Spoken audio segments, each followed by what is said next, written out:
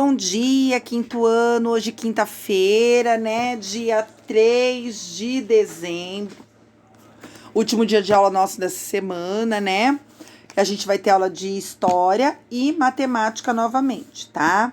Então, história, a gente vai continuar falando sobre a propaganda do regime militar, né, que a Pro explicou para vocês, que devido a repressão, né, dos opositores, devido ao golpe militar, né, se deu início à ditadura, né, e que quem comandava as pessoas viviam sobre um regime militar, onde as pessoas elas tinham que agir conforme o governo queria, né? Então, eles não tinham liberdade de expressão.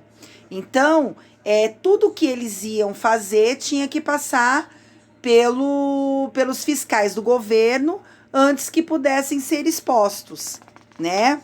Então, aí, ó, ninguém mais segura este país, né? A propaganda foi intensamente utilizada pelo regime militar. Diversos lemas como este, é um país que vai para frente ou ninguém mais segura esse país, foram propagados pelo governo por meio de adesivos ou anúncios em diversos meios de comunicação, como as televisões, os jornais, as revistas, né? E com esse tipo de propaganda, o regime militar pretendia exaltar o nacionalismo e transmitir a impressão de que o Brasil se tornava uma grande potência, tá? Encobrindo dessa forma os problemas enfrentados pela população, né?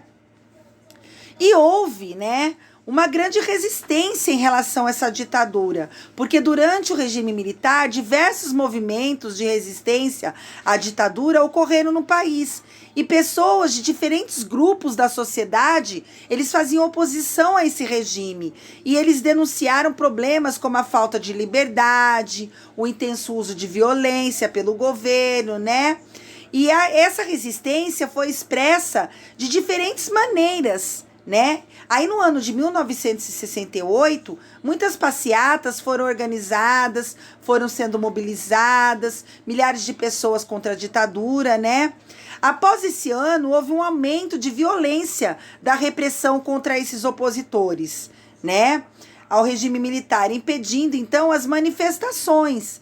Então, houve a resistência na produção cultural, né? Resistência em relação à música durante a ditadura, porque não era todo tipo de música que podia ter sido tocada. Aí, logo em seguida, quando foi se passando alguns anos, aí começou a haver uma transição novamente para a democracia. Isso começou a ocorrer no final da década de 1970, que foi onde houve uma crise econômica no Brasil, né? Devido às altas taxas de inflação e o aumento de desemprego. E os baixos salários contribuíram para que a imagem do governo militar ficasse desgastada, né? Aí, o que aconteceu? Entre os anos de 1978 a 1979, o processo da abertura política é consolidado. Ao longo desses anos, né, aí anulou-se o AI-5 e suspendeu a censura, assim como é decretada a anistia aos presos políticos, né? Que significa anistia? Anistia era uma lei, né, aprovada em 1970, que concedia a absolvição dos presos exilados da ditadura militar, né? Que possibilitava que eles pudessem retornar, né, ao Brasil, a retornar aos seus lares, né? Entretanto, isso tudo gerou muita discussão, pois nem todos os punidos foram anistiados, né? Por outro lado, a lei anistiou muitas pessoas que praticaram crimes de tortura e de assassinatos no período. Aí veio a época das diretas já, né?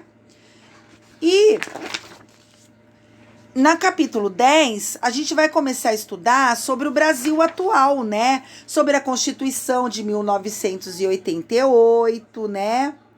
Aí veio a situação atual do Brasil, a desigualdade social, que foi uma coisa muito grande, o desemprego, aí começou a vir a corrupção, né? Então, a gente vai estudar isso tudo até a página 280 e... Peraí, desculpa, gente. Até a página 284 da nossa apostila, tá? Finalizando assim o nosso livro, tá? Mas na hora da aula a Pro vai explicar para vocês com mais tranquilidade, né? Vocês vão conversar, vão tirar as dúvidas que vocês têm. Isso aqui são breves relatos que a Pro tá fazendo para que vocês compreendam um pouquinho sobre o que nós vamos estudar na hora da aula, tá? Depois a gente vai para matemática e a gente vai fazer os exercícios que vai da página 143, tá? Até a página 171 da apostila, tá? Então, a gente vai trabalhar aqui o que a gente já estava vendo, que eram os gráficos, né? A gente estava estudando sobre os gráficos. Logo em seguida, a gente vai falar sobre as probabilidades, né? O que são probabilidades, né?